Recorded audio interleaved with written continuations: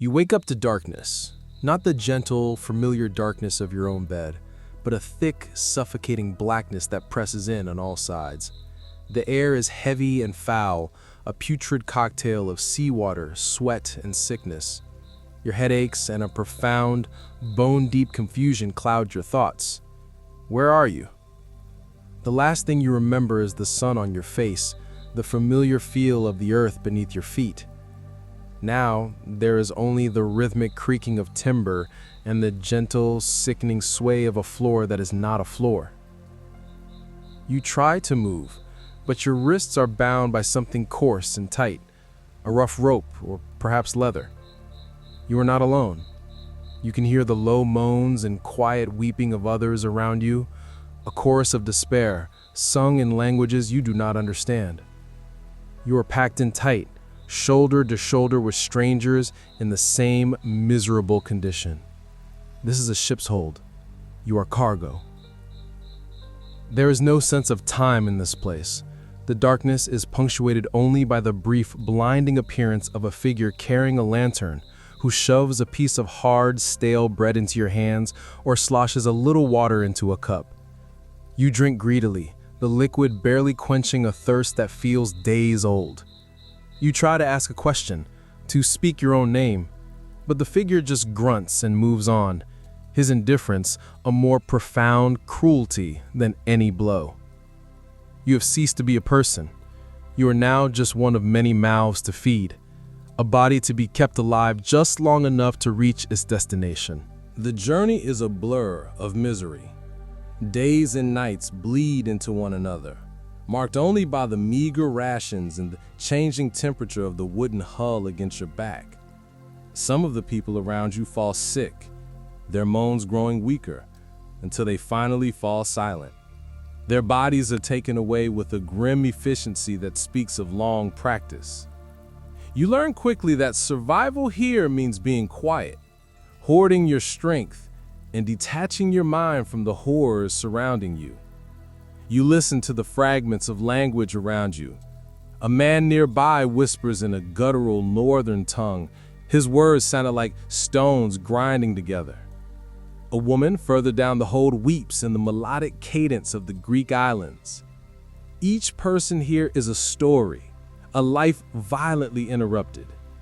And slowly, through gestures and shared moments of fear, you begin to piece together the tapestry of your shared fate. They're like you, stolen from their own worlds. Then one day, the rhythm of the ship changes. The constant swaying lessens, and you can hear new sounds from above. The shouting of many voices, the rumble of carts, the general cacophony of a busy port. A heavy grate is pulled back from the ceiling, and a shaft of brilliant, impossibly bright sunlight spears the darkness. It blinds you. Figures appear, silhouetted against the light. They are not the sailors from your journey, but new men, who look down at you with the calculating eyes of a farmer inspecting his livestock before market. The journey is over. A new, and perhaps worse, chapter is about to begin. As you are herded up from the darkness into the blinding light, you see the true diversity of the Roman machine of enslavement. The man beside you, the one with the pale eyes and the warrior's build, was captured in a forest in northern Gaul. Just weeks ago, he was a free man fighting Roman legionaries to defend his home. He was overwhelmed, chained, and marched south, his world shrinking from an endless forest to the suffocating confines of the ship's hold. His value lies in his strength, his physique a promise of hard labor. The woman, who was weeping, is from a small Aegean island. She was not a warrior, but a potter's wife, snatched from a beach by pirates while gathering shells with her daughter, who was nowhere to be seen. The pirates, a constant menace on the sea lanes, knew that a healthy young woman would fetch a good price. Her value lies in her youth and the potential for domestic service, or worse. And then there is the boy, no older than 12, who seems less terrified than the rest. That is because he was born into this world. He is a Verna, a homeborn slave, sold by his master in a provincial town in Hispania because the master needed the coin. He has never known a day of freedom in his life. He's being sold alongside his mother, but he knows that in the market there are no guarantees they will find the same buyer. War, piracy, birth, these are the great churning engines that feed the insatiable Roman appetite for human property. And now, you are all here, blinking in the same sun, about to be assigned a price. You are marched in a line, a chain connecting your wrists to the person in front and behind. You walk through the streets of a city so vast and loud it feels like another world. The buildings are monumental, impossibly tall structures of marble and stone that seem to mock your own smallness. The streets are a river of people, a chaotic flow of citizens in white togas, soldiers in uniform, and wealthy women carried in ornate litters. They stare at your procession. Some look on with pity, others with detached curiosity, and many with complete indifference. You are just another piece of the city's scenery, another column of human goods being brought to market. The smells are as overwhelming as the sights. The aroma of baking bread and roasting meat mixes with the stench of open sewers and the exotic scent of strange perfumes. You are led towards a large, open square, sectioned off from the main forum. This is the slave market. The air here is different, thick with the smell of fear and desperation, but also with the energy of commerce. You see them everywhere. Wooden platforms on which men, women, and children are displayed. Auctioneers, loud and boisterous, stand beside them, shouting out their qualities to a crowd of potential buyers. These buyers are a varied lot themselves. There are grim-faced overseers looking for strong backs for their agricultural estates, wealthy matrons searching for a new hairdresser or cook, and men who are themselves slaves, sent by their masters to purchase another tool for the household. This is a place where human lives are traded with the same casual efficiency as sacks of grain or amphorae of wine. Before you can be sold, you must be prepared. You are taken to a holding area where you are stripped of the rags you have been wearing for weeks. You are scrubbed down with cold water, a rough, humiliating process that is less about hygiene and more about making the products presentable. Your hair is checked for lice, your teeth are inspected, your limbs are manipulated to check for old injuries or infirmities. You are treated exactly like an animal, your body examined for any defect that might lower its price. Once you are cleaned, your skin is oiled to give it a healthy sheen under the sun. A man with a ledger comes by and asks you questions, but since you cannot understand him, he simply makes his own notes. He is a slave dealer's assistant, assessing your potential. He might order you to jump, to run in place, to lift a heavy object. He is gauging your strength and your level of compliance. Finally, the ultimate indignity, a wooden plaque, a titulus, is hung from a cord around your neck. On it, painted in stark black letters, is your inventory listing. It might read, male, from Germania, estimated age 22, healthy, strong, no training, guaranteed for 6 months against defects. On the chalk-whitened feet of another, a sign indicates they are a new import, sold as is, with no guarantee. You are now officially a product, packaged and labeled for consumption. You see the others around you, each bearing a similar sign, each with their own story reduced to a few crude words on a piece of wood. You are now ready for the platform. You are pushed forward, your bare feet shuffling on the rough wood of the auction platform. The sunlight is relentless, and there is nowhere to hide from the hundreds of eyes that are now fixed upon you. You are turned, made to lift your arms, your mouth pried open to show your teeth. You feel less like a person and more like a horse being inspected for its soundness. The auctioneer, a man with a loud, booming voice and sweat stains on his tunic, begins his patter. You do not understand the words, but you understand the tone. It is the rapid, persuasive, and slightly desperate cadence of a man trying to sell something. He gestures to your strong shoulders, slaps your back, points to your clear eyes.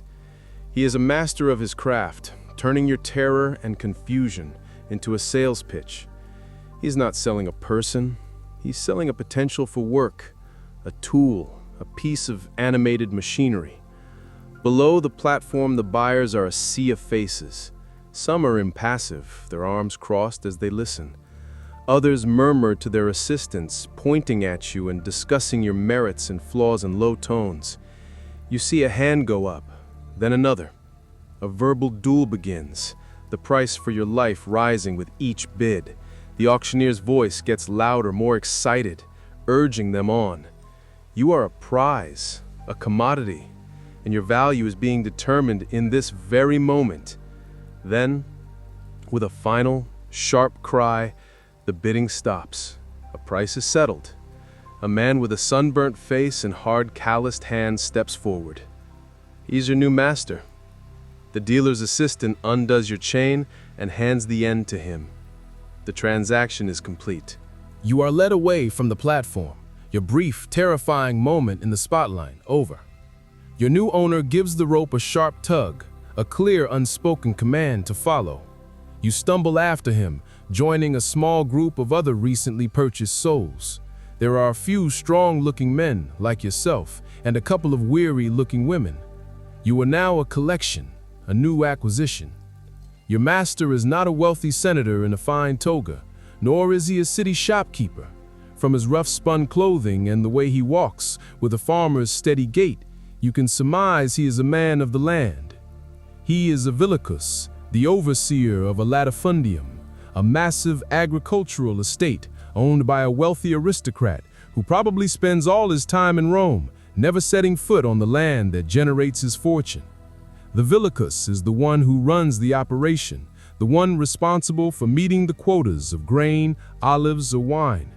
His success is measured in profit, and profit is made by extracting the maximum amount of work from his slaves for the minimum amount of cost. His face is a mask of stern pragmatism. There is no kindness in his eyes, but no particular malice either. He looks at you not as a person, but as he would look at a new ox, a beast of burden that must be made to earn its keep. After many hours, the cart turns off the main road and onto a rough dirt track.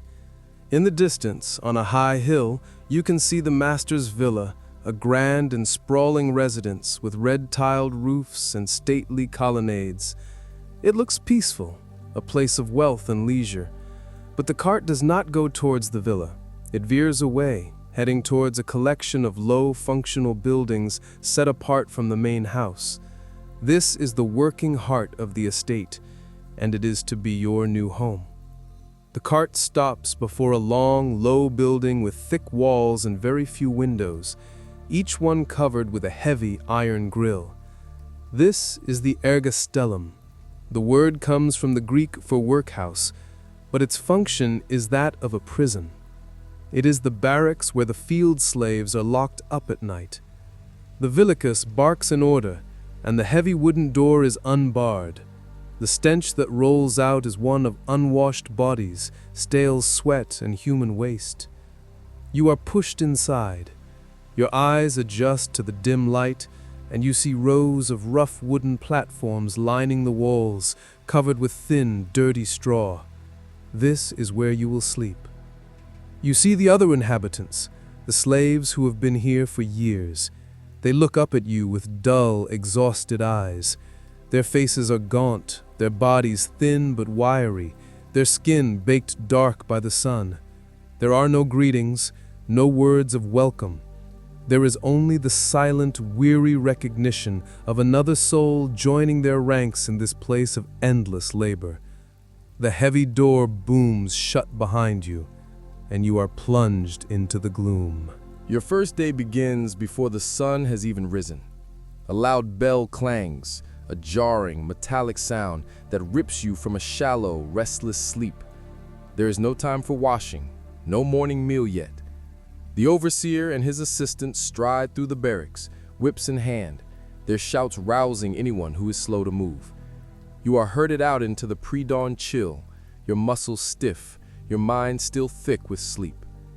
You are marched out to the fields in a long column, a chain gang. The work is whatever the season demands. Perhaps it is the olive harvest.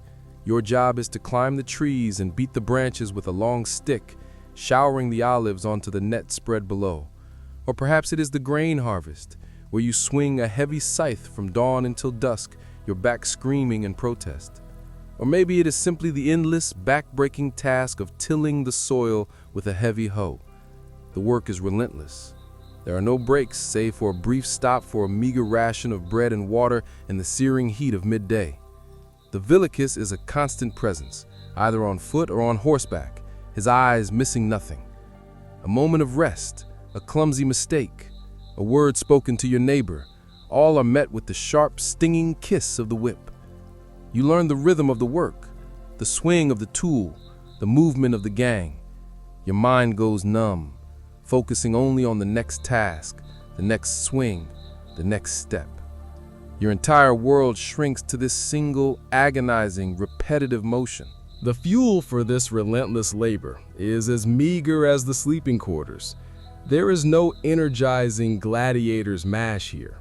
The diet of a rural slave is engineered for pure subsistence, calculated to provide the minimum number of calories needed to prevent collapse. At midday, you are given a hunk of coarse, dark bread, panis sorditus, and a ladle of posca, a sour wine vinegar mixed with water that was cheap and effective at killing bacteria. The main meal comes only after the sun has set, after you have been marched back to the ergostellum and the doors have been barred. It is often nothing more than a simple grain porridge or a thick vegetable soup, sometimes with a few olives or a small piece of salty cheese. Meat is a rare luxury, reserved perhaps for a special festival day. This is a diet designed to keep you alive and working, but not to allow you to thrive. Malnutrition was a constant reality. The physical toll is immense. Within weeks, your hands, once soft or calloused from a different kind of life, become a mass of blisters that pop, bleed, and eventually harden into thick armor-like pads. Your back develops a permanent, dull ache that never truly goes away. Your skin, exposed to the Mediterranean sun for 12 hours a day, becomes cracked and leathery. Minor injuries, cuts, sprains, infections are a constant companion, left to fester or heal on their own. The estate might have a doctor, but his skills are reserved for valuable assets, like a prize bull or the overseer's family. A field slave is a disposable part, easily replaced at the next market. Even in this brutal, dehumanizing environment, a semblance of a social world exists, however fragile. When you were working in the fields, you were often part of a team, a decuria, a group of 10. Sometimes, for high-risk slaves, you might even be chained together at the ankle, forcing you to move and work in a single, shared rhythm. This enforced proximity creates a unique kind of community. You do not have the luxury of deep conversation. The overseer's whip is a powerful deterrent to idle chatter. But communication happens in other ways, in a shared glance of understanding when the overseer is being particularly cruel, in the quiet gesture of passing a water skin to someone who is struggling, in the low humming of a song from a distant homeland, a melody that brings a brief, shared moment of melancholic comfort. You learn the hierarchy of your fellow slaves. There are the veterans who have been here for years and know all the tricks of survival, how to pace yourself, how to look busy when you're resting, how to anticipate the overseer's moods. Then there are the broken ones, who have lost all hope and simply move through the days like ghosts. And there are the resentful ones, whose eyes still burn with a defiant anger that you know will eventually get them killed. You learn to navigate this world, to trust carefully, and to find solace in the simple, unspoken fact that you are not enduring this alone. Now let us leave the sun-scorched fields of the Latifundium and travel back to the heart of the city. We must remember that our central question, what was it like to be a Roman slave, has many answers. For every one person sent to the living hell of the mines or the fields, there were many more who lived and worked within the walls of a private Roman home, a domus. Their experience was entirely different. Let us imagine a new slave. Perhaps the young woman from the Greek island has been purchased not by a farm overseer, but by the wife of a wealthy senator. She is brought to a sprawling, luxurious house in one of Rome's better neighborhoods. The shock is immediate. Instead of a squalid barracks, she is shown to a small, clean sleeping cell in the servants' quarters. Instead of coarse bread, the food is the leftover fare from the master's table, rich and varied. The work is not in the field, but within the cool marble walls of the house. Her new life is one of intimate proximity to her owners. She is a domestic slave, and her role is specialized. She might be trained as an ornatrix, a hairdresser, tasked with creating the elaborate hairstyles so fashionable among Roman matrons. Or she could be a chambermaid, a weaver, or a wet nurse for the children. Her life will not be one of back-breaking physical labor, but it will have its own unique set of dangers and miseries. She has not entered a safe harbor, but a gilded cage, and the bars are just as strong. Let us follow the young Greek woman, now the property of a senator's wife, into the heart of her new life.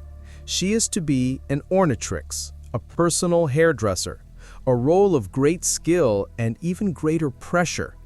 Her day begins in her mistress's private chambers, a room filled with luxurious furniture, Greek vases, and the scent of expensive perfumes. The domina sits before a large, highly polished bronze or silver mirror, her expression impatient. The young slave's world shrinks to the space behind that chair. Her tools are laid out on a small table, combs carved from boxwood or ivory, delicate pins made of bone, and the calistrum, a hollow iron tube that would be heated in hot ashes to curl the hair. An array of powders and dyes made from henna or saffron are ready to touch up her mistress's color, along with elaborate hair pieces and wigs imported from the northern provinces, made from the captured hair of German or Gallic women.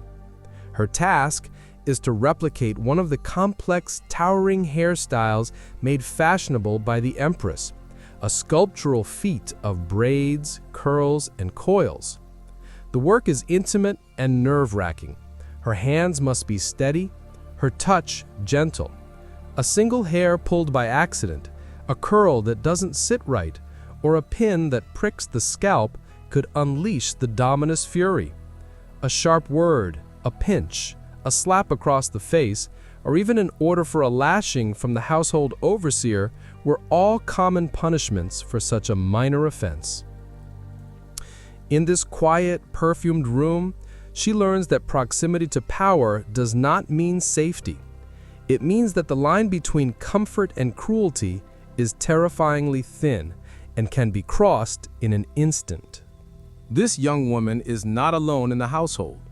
A large, wealthy domus was a complex and bustling ecosystem, populated by dozens, sometimes hundreds of slaves.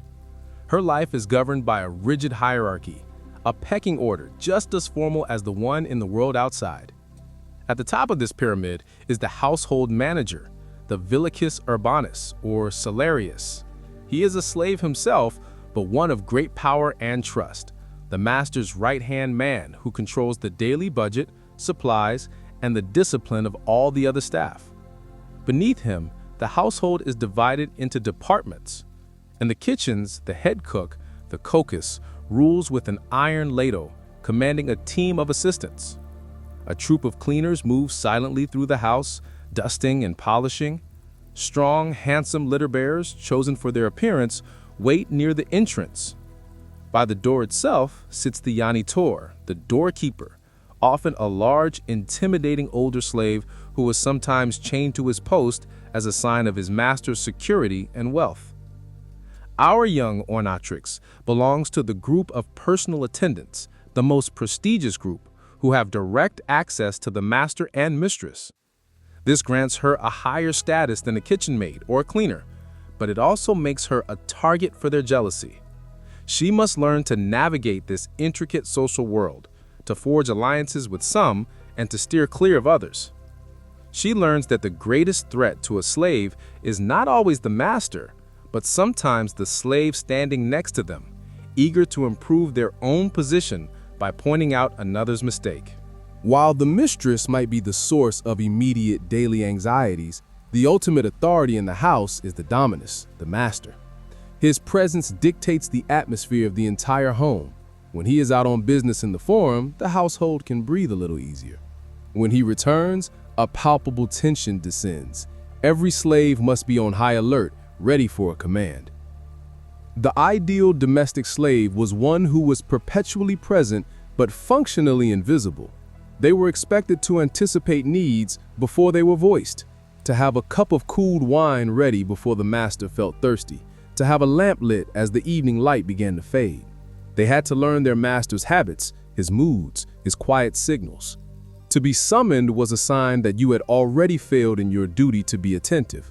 When not actively serving, a slave was expected to fade into the background, to stand silently against the wall, their eyes downcast, neither seeing nor hearing the private conversations of their owners. This constant vigilance was born of fear. The dominus held the power of absolute law within his own home. He could order a slave to be beaten for the smallest infraction.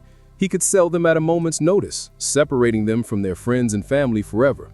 In the most extreme cases, he held the power of life and death.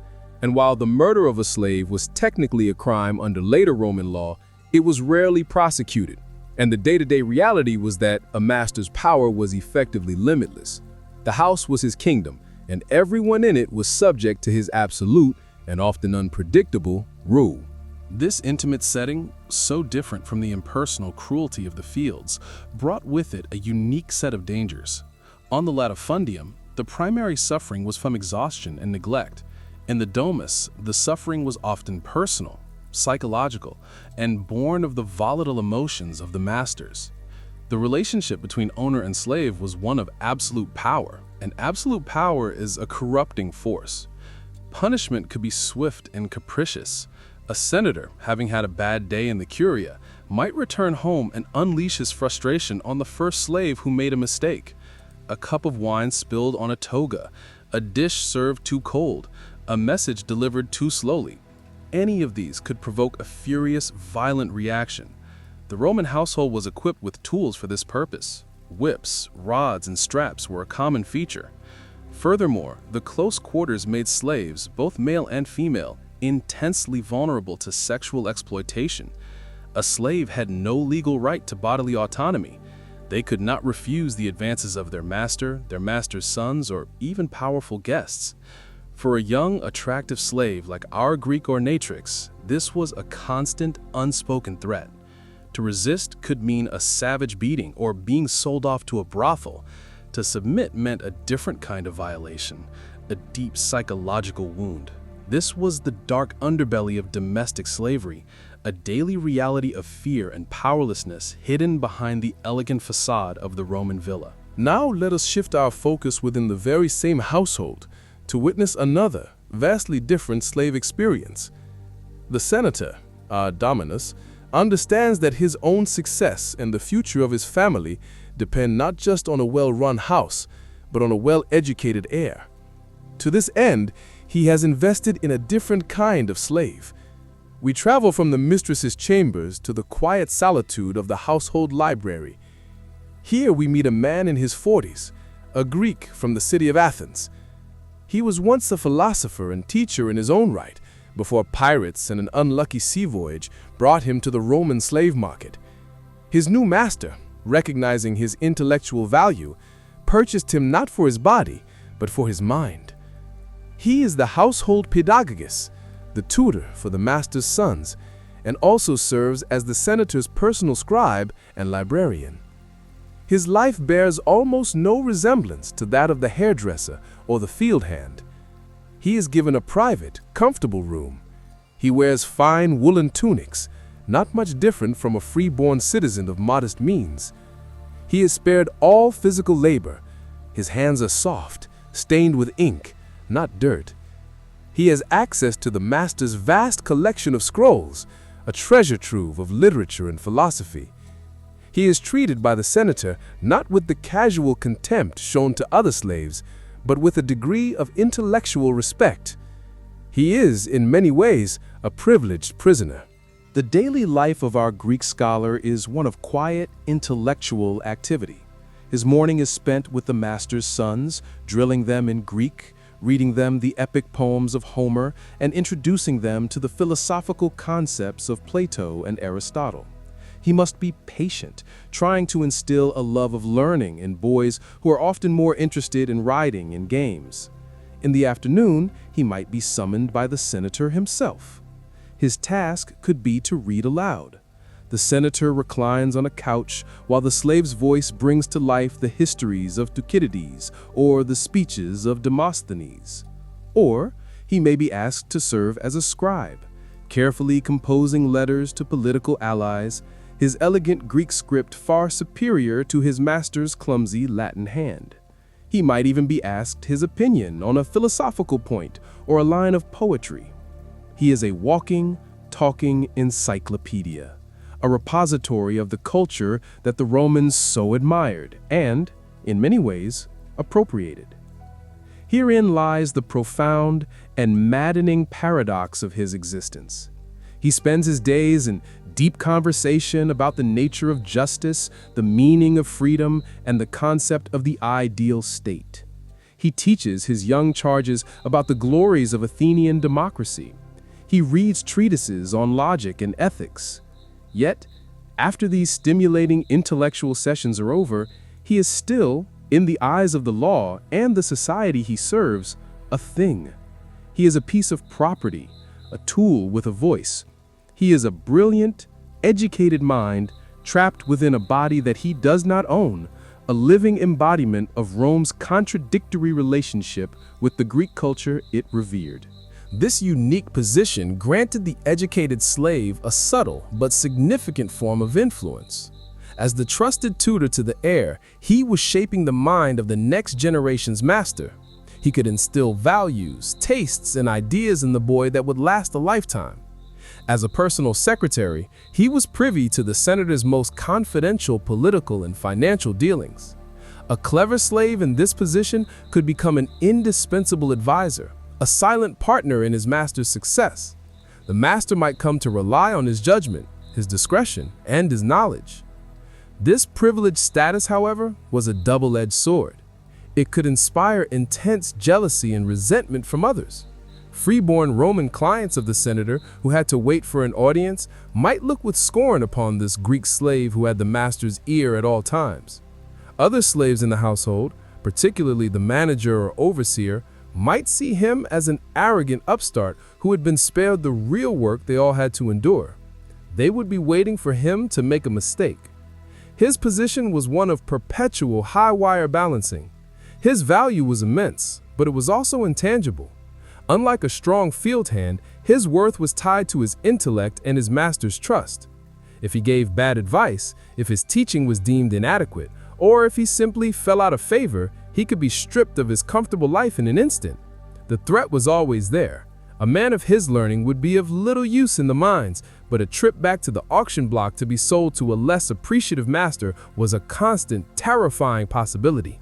We have now seen the hell of the rural estate and the complex gilded cage of the urban household, but there is one more major category of servitude we must explore to complete our picture.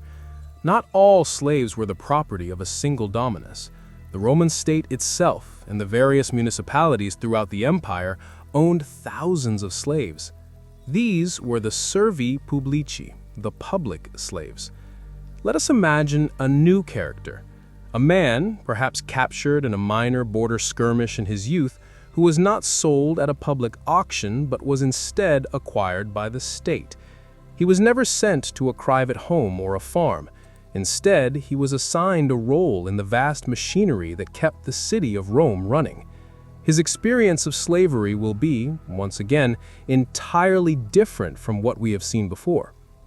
He might be assigned to the team responsible for the upkeep of the great aqueducts, ensuring the steady flow of fresh water to the city's fountains and baths, or he could be put to work as a clerk in one of the government archives, the tabularium, spending his days copying public records onto new papyrus scrolls.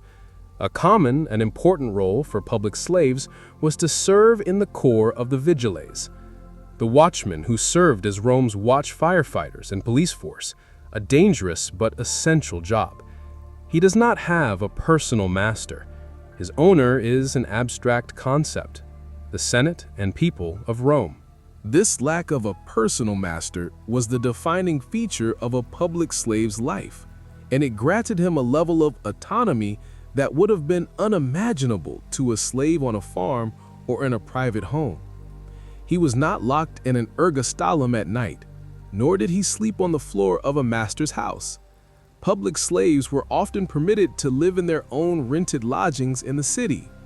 Furthermore, they received a regular state-funded allowance, a peculium, to pay for their food, rent, and other necessities.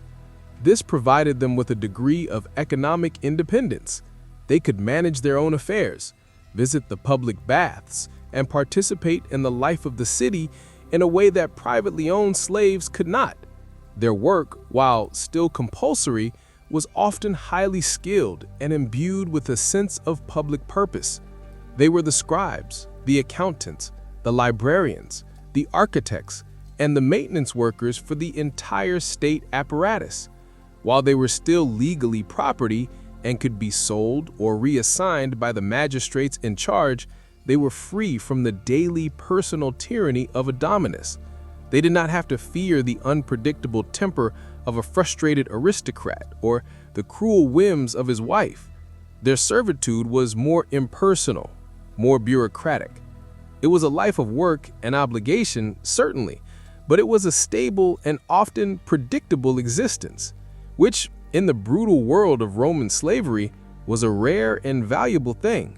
We have seen the different cages, the open-air prison of the farm, the gilded cage of the city house, the paradoxical freedom of public service. But what of the person locked inside? Did these millions of individuals simply accept their fate? Did they internalize the Roman belief that they were mere talking tools? The answer, written in the small, defiant acts of their daily lives, is a resounding no. To be a slave was to be engaged in a constant low-level war, a struggle to preserve a sense of self against a system designed to erase it. This resistance was rarely the stuff of grand, heroic rebellion.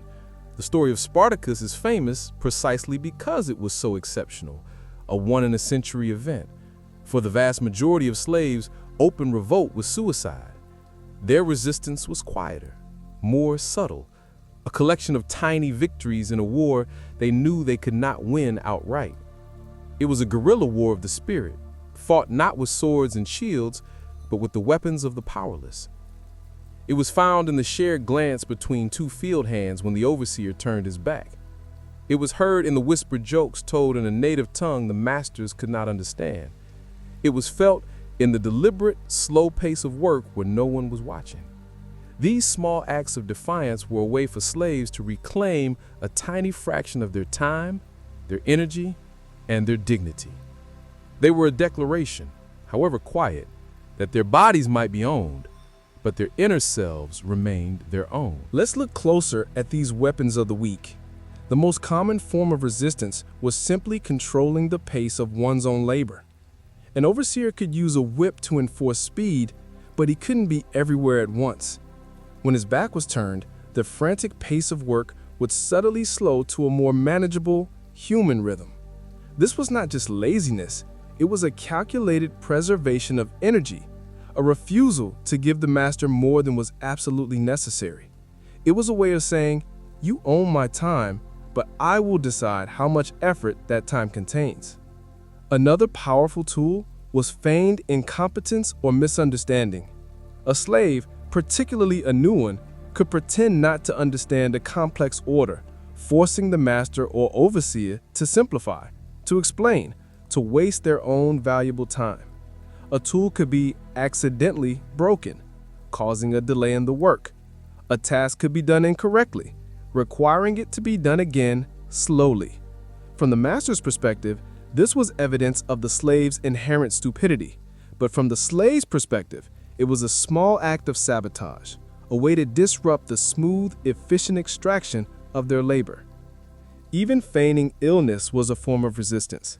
An aching back, a sudden fever, a persistent cough, these could earn a slave a day of rest, or at least lighter duties. Of course, the master was aware of this, and a slave who was sick too often would face punishment. But the daily negotiation was constant.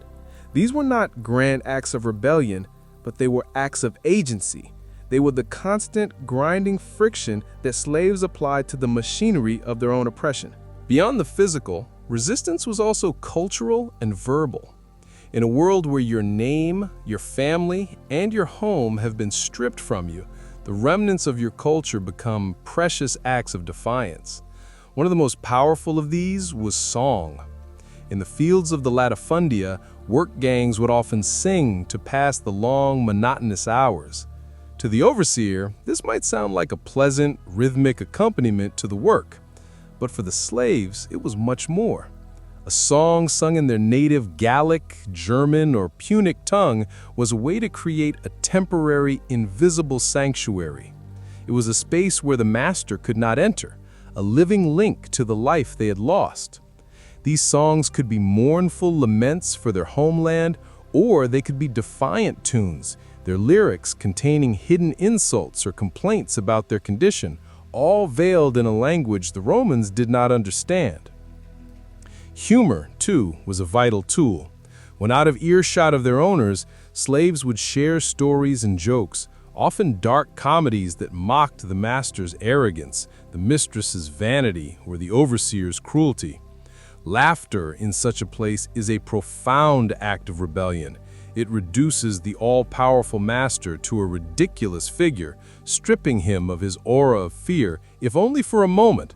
It creates a sense of community and shared perspective, a reminder that they are not just isolated victims, but observers who see the absurdity and injustice of their situation all too clearly. For some, these small, daily resistances were not enough. The desire for true, physical freedom was a powerful and dangerous motivator.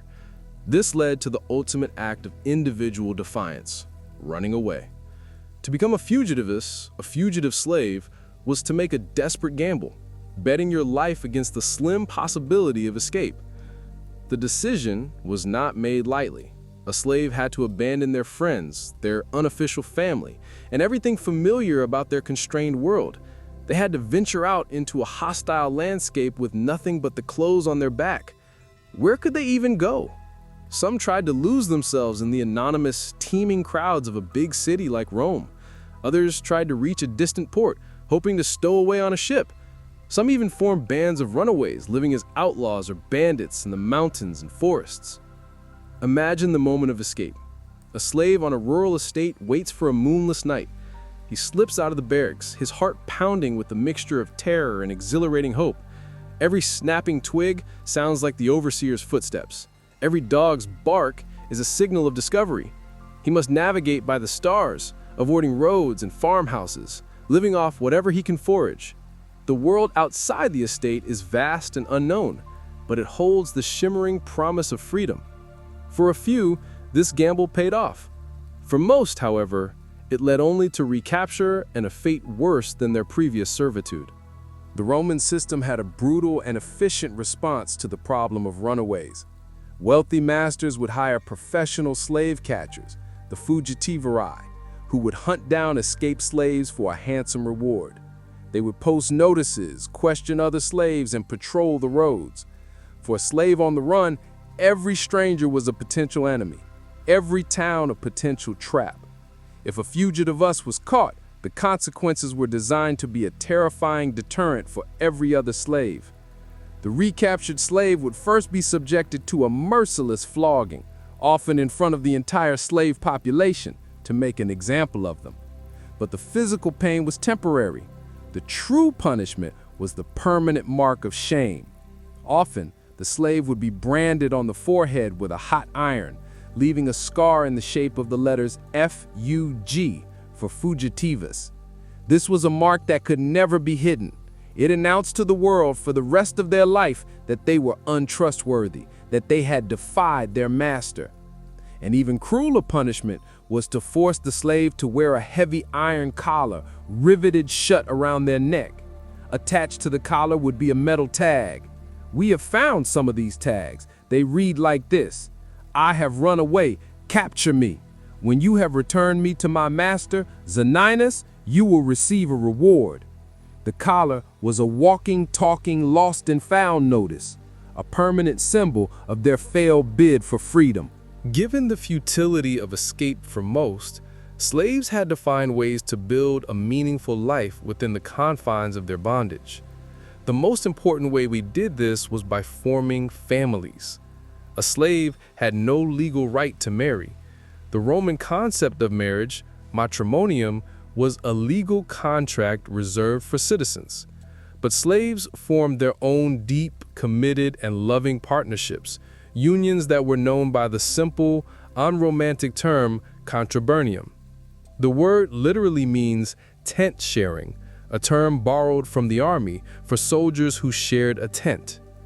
These unions were not recognized by law, but they were often recognized, or at least tolerated by the masters. A master might even encourage such pairings, knowing that a slave with a family was less likely to run away. He might also see it as a practical way to produce more slaves, as the child of an enslaved mother, the verna, was automatically the property of the mother's owner. For the slaves themselves, the contubernium was a vital source of emotional support and human connection. It was a refuge from the cruelty and degradation of their daily lives.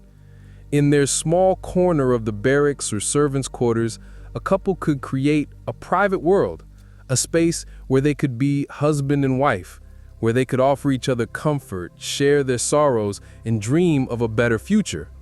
It was an act of profound humanity, a declaration that they were more than just property. The tragedy of the contubernium, however, was its profound fragility. Because these unions were not legally protected, they existed entirely at the whim of the master. Master who was in debt, or who was settling in a state, or who simply decided he had a surplus of labor, could sell one partner without any regard for the family unit he was destroying. This was a constant, terrifying threat that hung over every slave family. Imagine a husband and wife who have been together for years on a large estate. They have children. They have a shared life, a shared history. One day, the villicus informs the husband that he has been sold to an owner in another province.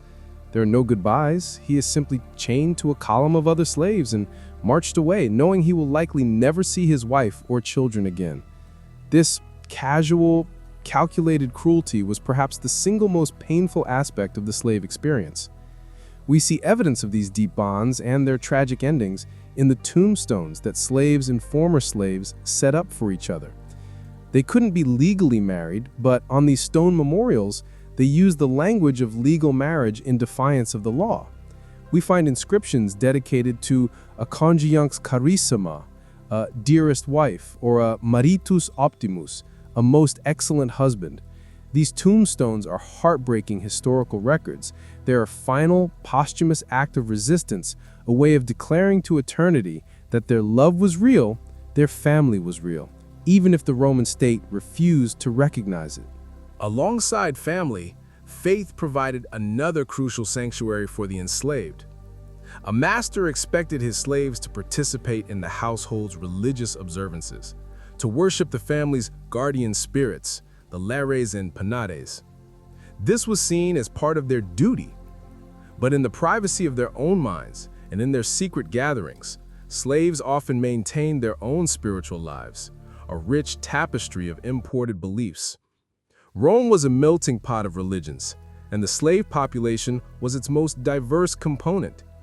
A slave from Egypt might whisper a prayer to Isis, the goddess of motherhood and magic, who promised protection and rebirth.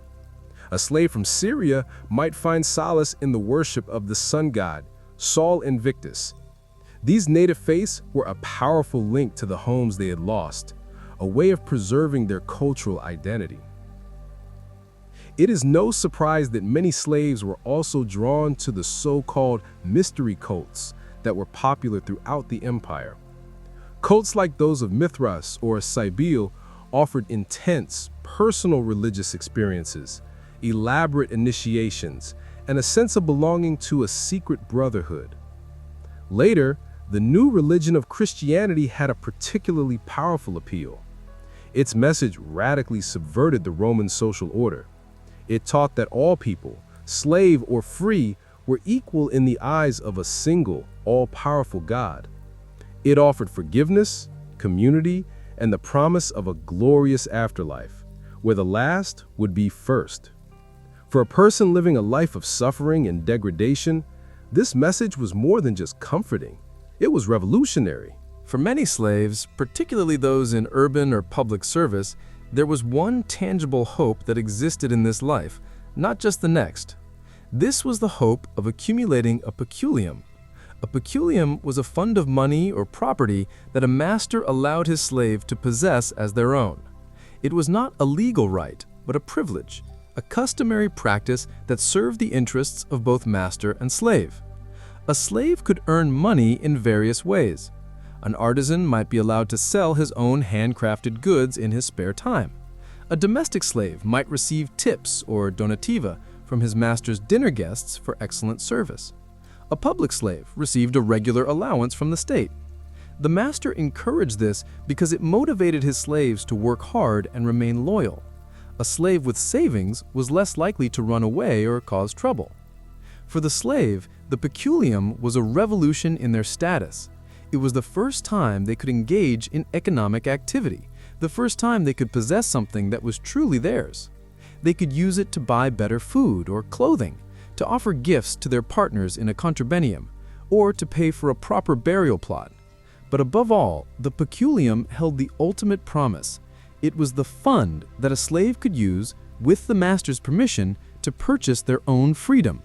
It transformed the abstract dream of manumission into a concrete, achievable financial goal. The hope of freedom, the dream of manumission, was the light that flickered in the darkest corners of a slave's existence. For some, after years or even decades of service, that hope became a reality. While a master could free a slave informally, the most secure and desirable path was a formal legal ceremony that conferred not just freedom, but citizenship. The most common of these was the manumitio vindicta. Imagine the scene. You are the educated Greek slave, the tutor, and after 20 years of loyal service, your master has agreed to grant you your freedom. You're brought not to a market, but to a courthouse, before the seat of a ranking Roman magistrate, like a prayer. You are not alone. Your master is there, and with him is a third person, a Roman citizen who is a friend of your master, who will act as the assertor libertatis, the assertor of freedom. The ceremony is a piece of legal theater. The assertor places a hand on you and lightly touches you with a ceremonial staff or rod, the vindicta. He then declares to the magistrate, "Hunc hominem liberum esse io." I declare this man to be a free man. Your master then gives you a gentle turn or tap and says nothing, his silence signifying his consent. The magistrate, seeing no objection, brings his own staff down and confirms the act. It is done. In that moment, through that strange and archaic ritual, you have legally transformed. You are no longer a res, a thing. You are a homo, a person. The first breath you take after the magistrate's declaration is the first breath of your new life. This formal ceremony before a magistrate was not the only path to freedom. A very common method was manumissio testamento, being freed in the master's will. Many masters, as a final act of generosity and a way to display their wealth and beneficence to the world, would grant freedom to a number of their slaves upon their own death.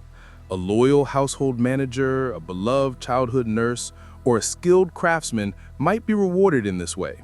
For the slaves, it was a strange and ghoulish lottery. Their freedom was contingent upon the death of their owner, and they might have to wait decades for that day to come. Another formal method was manumissio censu, freedom by the census. Every 5 years, Rome would conduct a census of its citizens.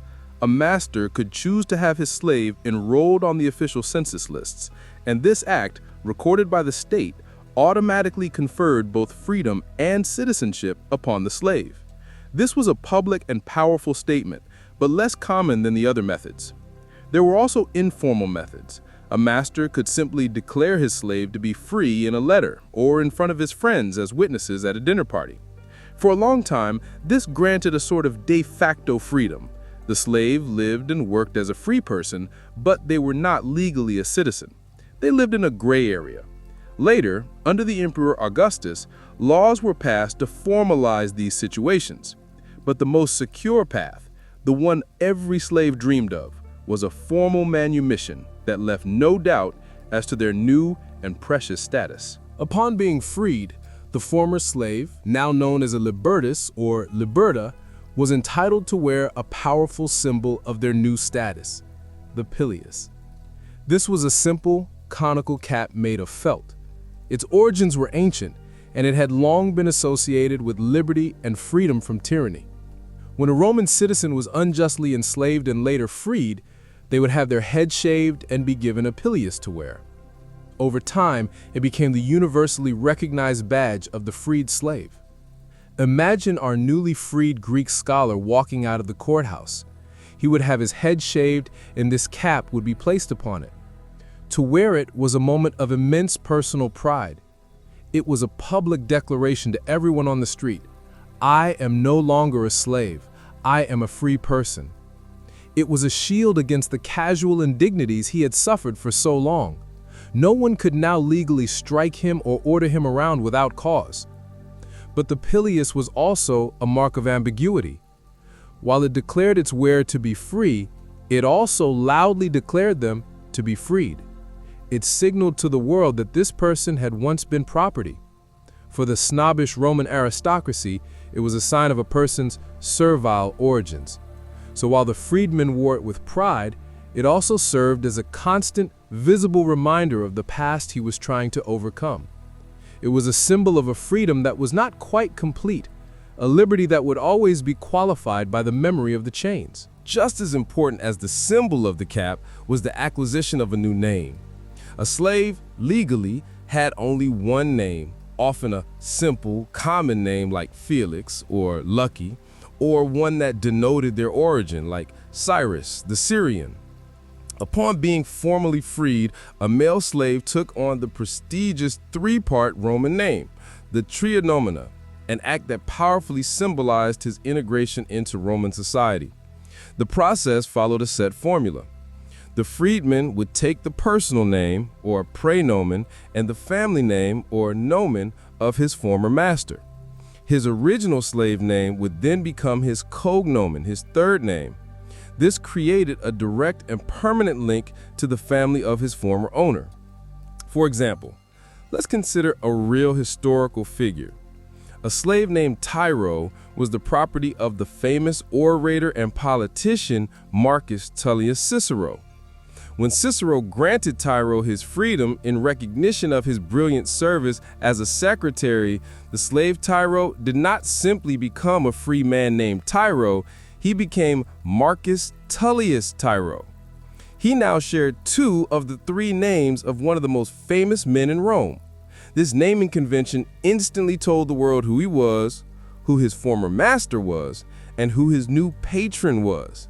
It was a mark of both his past servitude and his new protected status as a client of a powerful Roman family. This new name was the key to understanding that freedom did not mean a clean break. The relationship between a freed slave and their former master was not severed, it was transformed. The master was now the patronus, the patron, and the libertus was now his client. This was one of the most fundamental relationships in Roman society, a complex web of mutual obligations. The freedman owed his patron obsequium, a powerful concept that translates roughly to dutiful respect or deference. This was not just a matter of politeness, it was a deeply ingrained social and, at times, legal expectation. Every morning, the freedman was expected to go to his patron's house to perform the salutatio, the morning greeting, to pay his respects and receive his assignments for the day. This was a public demonstration of his loyalty. Furthermore, he owed his patron opere, a specified number of workdays. A freed hairdresser might be required to continue styling her former mistress's hair a few times a week. A freed craftsman might have to provide his skills for his patron's building projects. The freedman was also expected to support his patron in business and politics, acting as an agent, a messenger, or even just as part of a crowd of supporters to make the patron look important in public. Freedom, the liberatus quickly learned, was not a release from all obligation. It was a renegotiation of terms, a new kind of bondage, softer and more dignified, but a bond nonetheless. Even if a freedman fulfilled all his obligations to his patron and achieved financial success, he would still face a significant barrier: the deep-seated social snobbery of the Roman elite. To the old aristocratic families who could trace their lineage back for centuries, a freedman was always, at his core, still a slave. His past was a permanent stain that no amount of money could wash away. Roman literature is filled with cruel caricatures of the wealthy libertus. He is often portrayed as gaudy, tasteless, and uncivilized. He wears too many rings, speaks Latin with a foreign accent, and throws extravagant dinner parties that are impressive in their expense, but lacking in true Roman refinement. The most famous example is the character of Trimalchio in Petronius's novel, The Satyricon. Trimalchio is a fantastically wealthy but comically vulgar freedman who stages a bizarre and over-the-top banquet to show off his fortune. This literary stereotype reflected a real social prejudice. This stigma created a glass ceiling for freedmen. They were generally barred from holding major political offices or entering the Senate. They could become rich. They could wield influence behind the scenes, but they could never truly join the ranks of the ruling class. They were forever outsiders, tolerated for their wealth and skills, but never fully accepted. They had escaped the physical chains of slavery, but the invisible social chains remained. Despite this social stigma, the story of freedmen in the Roman Empire is also one of incredible dynamism and success. While the aristocracy might have looked down on them, it was often the libertini who formed the backbone of the Roman economy. Freed from the obligation of manual labor and often equipped with specialized skills, a network of contacts from their master's house, and a powerful ambition, they were perfectly positioned to thrive. Freedmen became the shopkeepers, the merchants, the bankers, the craftsmen, the auctioneers, and the shipping magnates. They were a vibrant and entrepreneurial middle class. While the senators were forbidden by tradition from engaging directly in commerce, their freedmen could act as their business agents, running vast enterprises in their patron's name, and accumulating enormous fortunes for both their patron and themselves in the process. The most powerful examples were the imperial freedmen. These were the former slaves of the emperor's household. Because of their intimate access to the emperor and their expertise in managing the sprawling bureaucracy of the empire, men who had been born as slaves rose to become the most powerful figures in the state, serving as the emperor's chief of staff or secretary of the treasury. Figures like Narcissus under Claudius or Pallas under Nero wielded more real power than any senator, controlling policy, commanding fortunes, and deciding the fates of aristocratic Romans who were forced to humble themselves before a man they legally considered their inferior. To truly understand the astonishing heights a freedman could reach, we need only walk through the ruins of Pompeii and knock on the door of one of its most magnificent residences, the House of the Veti. This is not the home of an ancient senatorial family. It was the home of two men, Aulus Vettius Conviva and Aulus Vettius Restitutus. Both were former slaves. Their house is a breathtaking testament to their success. It is a sprawling villa famous for its stunningly preserved frescoes that depict intricate scenes from Greek mythology. The entrance hall, the atrium, opens into a large, beautifully decorated garden courtyard, the peristyle, complete with fountains and marble statues. The dining room, or triclinium, is decorated with the famous frieze of Cupids and Psyches engaged in various trades, like goldsmithing and perfume making, likely the very businesses that generated the Vedi brothers' fortune. This house was a powerful statement. It was built and decorated in a style that rivaled and in some cases surpassed the homes of the old Pompeian aristocracy. It was a declaration in stone and plaster that these two men, who had started life as property, had achieved a level of wealth and cultural sophistication equal to anyone. It is perhaps the greatest surviving artifact of the freedman's ambition, a monument to the incredible social mobility that, despite all the barriers, was possible in the Roman world. The Vedi were living proof that even a man who started in chains could end his life as a king in his own home. For all the potential wealth and power, however, the ultimate prize of freedom was not a grand house or a successful business. The true, unparalleled value of manumission was what it meant for the future.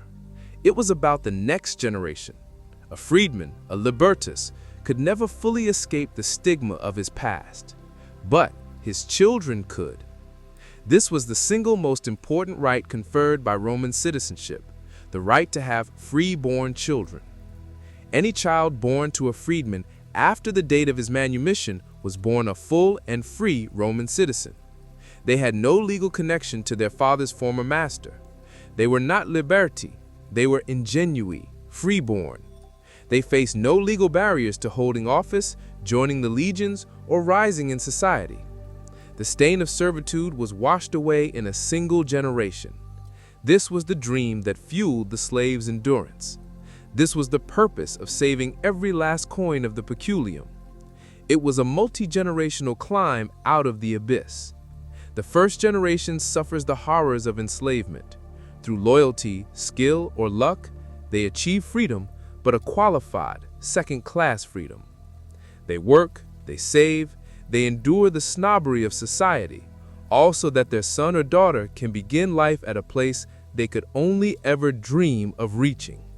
For a Roman slave, the greatest legacy was not what they built for themselves, but the unblemished future they could give to their children. We have followed the paths of individuals, the farmer, the hairdresser, the tutor, to understand the texture of their lives. But now, for a moment, let us pull back from these intimate portraits and look upon the institution of slavery from a distance to comprehend its staggering scale. It is easy to talk of individuals, but the reality of Roman slavery was a phenomenon of immense, almost unimaginable numbers.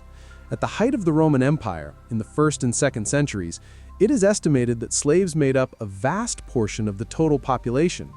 While figures are difficult to confirm with absolute certainty, most historians agree that in Italy itself, somewhere between 25% and 40% of the population was enslaved. Let that number sink in. For every 3 people you might have passed on a street in Rome, one of them was legally considered property. Across the entire empire, this translated into millions upon millions of people.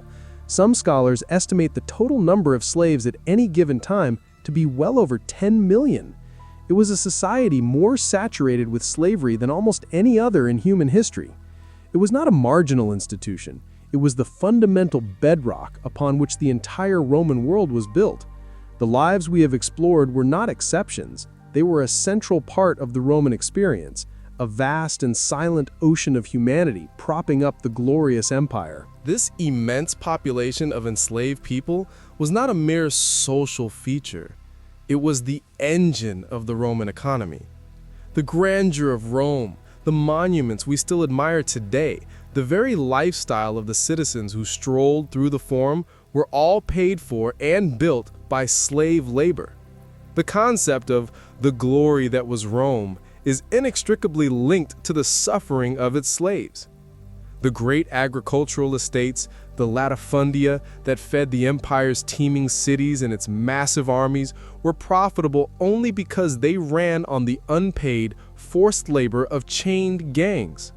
The silver and gold that filled the state's treasury and the pockets of its elite were clawed from the earth by slaves, living and dying in the darkness of the mines. The aqueducts that brought fresh water to the capital, the roads that connected the empire, the temples, the forums, the amphitheaters, all were constructed with a workforce dominated by slaves. Even in the realm of commerce, freedmen, using the skills and connections they had gained as slaves, were the driving force behind much of Rome's trade and manufacturing. From the production of wine and olive oil to the crafting of pottery and textiles, the Roman economy was, at its core, a slave economy. It was a truth so fundamental, so deeply woven into the fabric of society, that to most Romans, imagining a world without slavery would have been like imagining a world without the sun. This total reliance on a vast, oppressed population bred a deep and persistent fear in the minds of the Roman elite. They were acutely aware that they were sleeping, eating, and living, surrounded by people who had every reason to hate them. The Roman writer Macrobius quotes a common proverb, "Quut servi, tot hostis." As many slaves as you have, so many enemies you have. This was the paranoia that simmered just beneath the surface of every Roman household. This fear manifested in the law. Roman law stipulated that if a master was murdered in his own home and the culprit could not be identified, every single slave under that master's roof was to be put to death, regardless of their age, gender, or guilt. The logic was simple and brutal. It was assumed they were all complicit, either in the act or in the failure to prevent it. This was not a rare occurrence. The historian Tacitus describes a famous case in 61 AD when the city prefect was murdered by one of his slaves. Despite protests from some citizens, the Senate upheld the ancient law, and 400 innocent men, women, and children from his household were marched to their execution. This culture of fear was the justification for the system's incredible brutality. The public crucifixions, the brandings, the constant threat of the whip, these were not just punishments, they were tools of psychological terror, designed to keep the enslaved population too frightened to even contemplate rebellion. The masters lived in a state of constant, low-level fear of the people they themselves oppressed. Given this brutal reality, a modern mind naturally asks, did any Romans think slavery was wrong? Did any voices speak out for abolition? The simple and perhaps disappointing answer is no. Overwhelmingly, slavery was accepted as a natural and indispensable part of the social order. It was justified by philosophers, codified by lawyers, and practiced by everyone. The idea of a society without slavery was simply not part of the Roman intellectual landscape. However, this does not mean there was no discussion of how a slave should be treated. The Stoic philosophers, in particular, began to question the moral relationship between a master and his slave. While they did not challenge the institution itself, they argued that a slave was a human being who possessed the same spark of divine reason as a free person. The philosopher Seneca, writing in his letters to his friend Lucilius, was a powerful voice for this new kind of thinking. He famously wrote, "They are slaves, people say. No, they are men. They are slaves. No, they are humble friends. They are slaves. No, they are fellow slaves if you consider that fortune has the same power over both." He urged masters to treat their slaves with kindness, to share meals with them, and to remember their shared humanity. This was not a call for abolition. Seneca himself owned many slaves, but it was a radical call for empathy, a suggestion that a master's character was revealed in how he treated his property. It was the beginning of a long, slow evolution in thought, the first suggestion that a slave's inner life had value. The institution of Roman slavery did not end in a single dramatic moment of emancipation. There was no proclamation, no civil war fought over abolition. Instead, it slowly and gradually transformed over centuries, fading away so imperceptibly that it is hard to mark a specific end date. The reasons for this decline were complex and intertwined.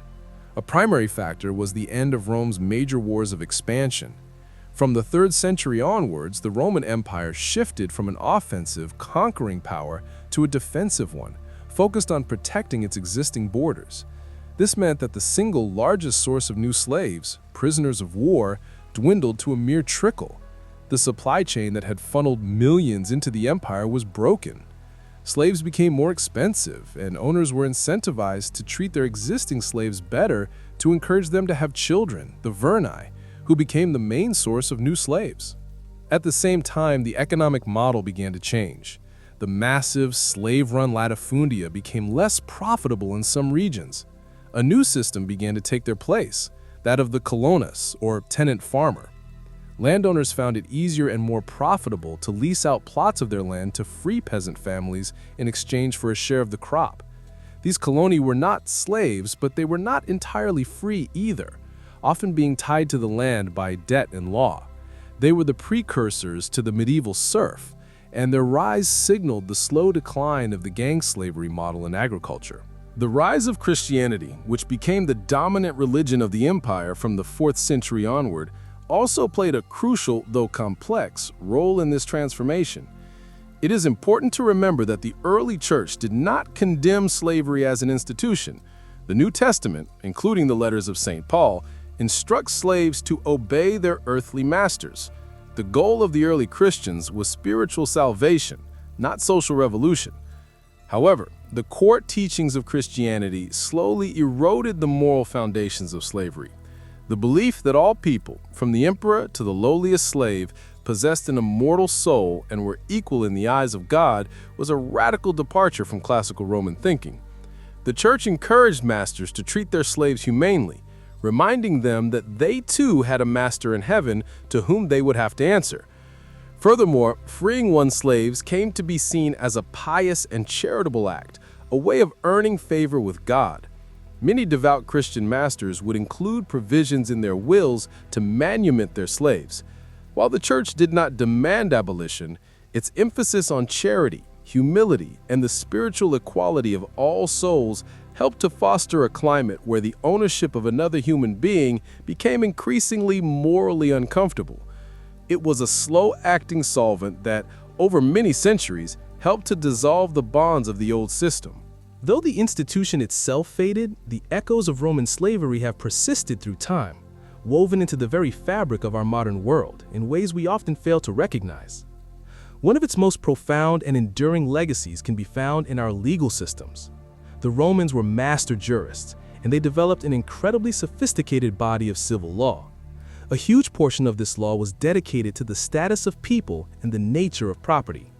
And since slaves were considered property, Roman lawyers spent centuries developing complex legal theories about ownership, sale, transfer, and inheritance, all in the context of human beings.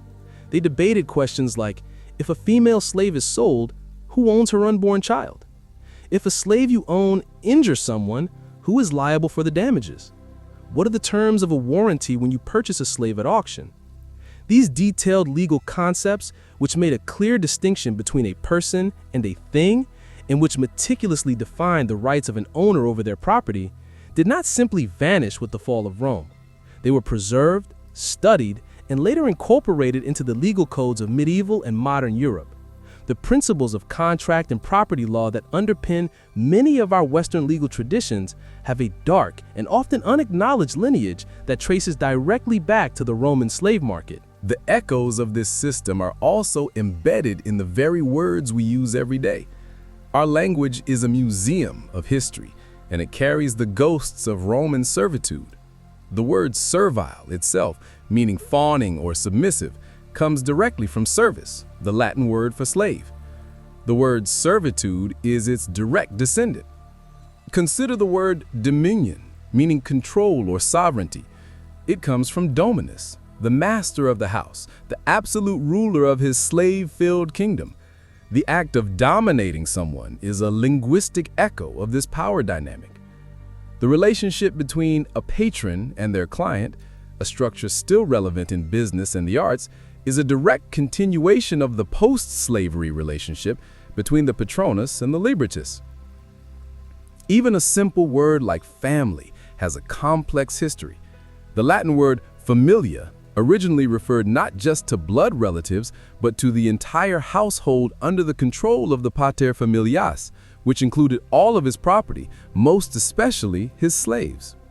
When we speak, we are often unknowingly channeling the social structures and power dynamics of a world built on slavery. Language is a form of memory, and it has not forgotten. In our journey, we have met a few individuals whose names have survived the centuries. We know of Tiro, Cicero's secretary. We can walk through the house of the Vetii brothers in Pompeii.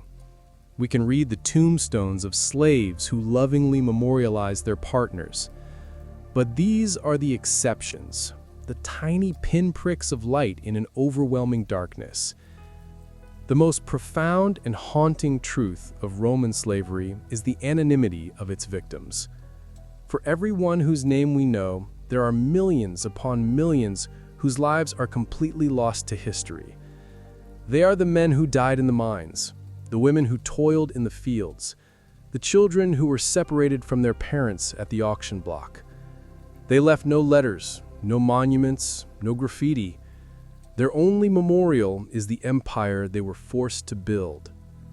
So the next time you see a picture of the Colosseum, or the Pont du Gard aqueduct, or a beautiful Roman road stretching to the horizon, take a moment. Look past the grandeur of the architecture and think of the hands that built it. Think of the unseen faces, the nameless souls whose sweat and blood and stolen lives were the true foundation of Roman glory. They are the silent, invisible majority whose stories can never be fully told. We have traveled a long and often difficult road together tonight. We began in the suffocating darkness of a slave ship, a place where identity and freedom are extinguished. We felt the humiliation of the auction block, where a human life is given a price tag. We have walked the sun-scorched fields of the vast agricultural estates and moved through the perfumed, dangerous corridors of the city domus. We have explored the world of the educated slave, a mind in chains, and the relative autonomy of the public slave. We have witnessed the small, defiant acts of resistance, the deep love of families that the law refused to recognize, and the flicker of hope offered by faith and the dream of freedom. And finally, we followed the path to manumission, a freedom that was precious yet incomplete, a prize sought not just for oneself, but for the future of one's children.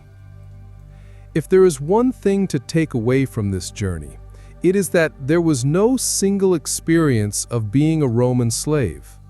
It was a spectrum of human existence, ranging from the most brutal degradation to a life of relative comfort and influence. But binding all of these disparate lives together was one constant, unifying thread: the absence of liberty and the deep, universal, and unbreakable human desire to reclaim it. And so, our story comes to a close. The echoes of the auctioneer's call have faded. The clank of chains has fallen silent. We leave these millions of souls to their place in history, a testament to both the cruelty of a great empire and the enduring resilience of the human spirit. Thank you for joining me on this journey into the heart of the Roman world. I hope this story has been a worthy companion as you prepared for rest. May your own dreams be peaceful and free.